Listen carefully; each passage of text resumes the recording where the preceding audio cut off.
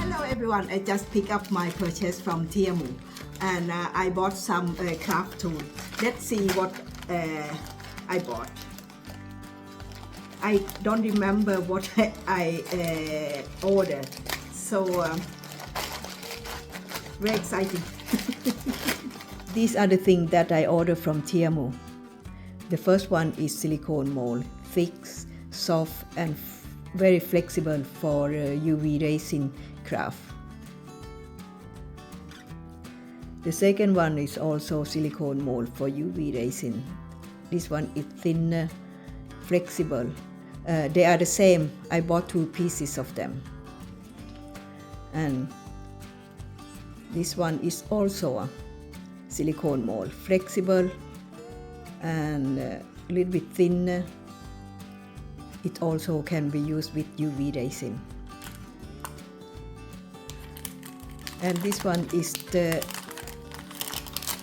silicone block, soft and sticky. I think it can be used with any type of craft. So this one, in one package I get 8 pieces of them. And the last one is the tray for beads. I get 10 pieces in one pack.